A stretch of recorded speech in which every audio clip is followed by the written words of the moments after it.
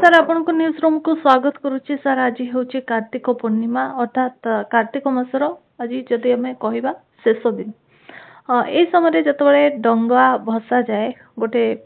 गीत गा जाए जे आ कामा बई पान गुआ थई पान गुआ तोर धर्म मासक धर्म मोर। तेज ये जो आ कामा बईर अर्थ कौन कहीं बोला जाए?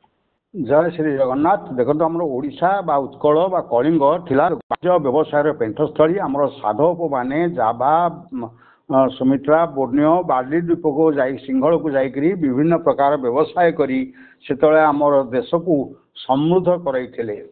आमर ए जो कह जाए आ का मा भई सेटा होची प्रकृत रे आरे आषाढ़ मासे तमे जाओ का माने कार्तिक मासे तमे आस माँ भई माने भय कर नाही तमे के निर्भय तमे जाओ कारण कहीं ना सेमानकर मध्य जलवायु उपर से प्रचंड ज्ञान थिला से जानी पाउथे को पवन हेले केमिति जाइब। आषाढ़ मासे जो नुआ नुआ पानी पड़े से नदी सब पूर्ण गर्भा थाए से तेणु से समुद्र जावाक सुविधा हुए एवं कार्तिक मासरे जो पानी कमी आसुए तापरे से मासे से फेरस्त आसती आसला पर आमर कटक बाली यात्रा पड़िया जो यात्रा हुए जो जिनस पत्र से आनी था तार बेपार वाणिज्य कटक होता। कटक आमर आगे वाणिज्यिक पेंटर स्थली थिला समस्त सेठारु मध्य विभिन्न नारे विभिन्न स्थान को जिनस पत्र जापारा से स्थलपथ एत उन्नत नाला जलपथ प्राय साधारणतः व्यवसाय वाणिज्य चलुला। ये आम कहवा ताले कार्तिक मासे जो मैंने हबिशाली हबिष करती से माने कहीं डंगा बसैकरी एभली कथा कहती जे काका मा भई पान गुआ खाई पान गुआ तक तोर मासक धर्म मोर ये जो जिनसा कहती या गोटे आख्यायिका बा गोटे कथित भाषा रूपे आमर कहुपे कारण से साधक मैंने आसुले से आमर आगे गाँव जड़े किए बाहर आसूला से गाँ टाक लोक समस्ते स्वागत करते तेणु आम जो मैंने साधक थे समस्त आम स्वागत करते से आनंद उल्लास सहित उत्साह सहित से ग्रहण करते जे पान गुआतक तोर मासक धर्म मोर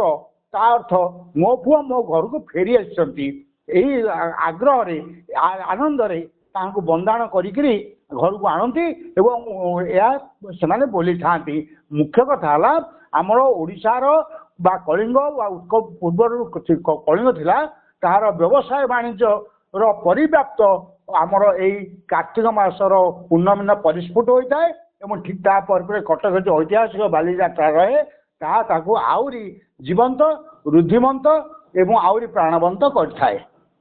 निहाती भाबे आपण जंते कहिले जे आ कामा भई किंतु आ कामा भई ना आ कामा बई बोली कह जाए ना आका मा भई माँ भई आका माँ भई माने भय कर नाही। तो एबे तो लेखिया को देखिबा को मिलुची जे अनेक जो सब न्यूज रे लेखा जाउची किंतु लेखा जाउची बई बोली नहीं सेटा हमर ठीक नहीं जो अपभ्रंश के बहुत जिनस आमर अरुआ चाउल को जमी उआ चाउल कह जाए जमी सेमती हुए तो अपभ्रंश हो माँ का माँ बई आम तो तार स्पष्ट अर्थ जदि आभिधानिक अर्थ देखा ताले आरे आषाढ़ कारे कार्तिक आषाढ़ मासे जाओ कार्तिक मासे फेर माँ भई तमें भय कर नहीं बोली कहीं ना से पाणीपाग एभली आमको सहयोग करे जे कौन प्रकार भयर आशंका न थाए तेणु से जहाँ बा आशंका थाए कार्तिक पूर्णिमा बेलू कौन से प्रकार दुर्घटना वायु चलाचल अनियमितता देखा मिले ना से कहुए माँ भई एक्चुअली माँ बई नुह माँ भई माँ भय माने आम संस्कृति कर ना आमर नकारात्मक अर्थ व्यवहार कर माँ भई माँ गछ मान जाओ ना माँ भई भय कर ना तेणु जदि कौटी लेखा होता जे बई बोली लेखा होता से आम निश्चय प्राचीन कलिंग लोक मैंने संस्कृत अगाध ज्ञान थिला आमर सिंहल संस्कृत ज्ञान थिला बालीद्वीप संस्कृत ज्ञान थिला से संस्कृत भाषा व्यवहार करते अपभ्रंश हो माँ बई हो किंतु ता ठीक ना ता हूँ आ का माँ भई।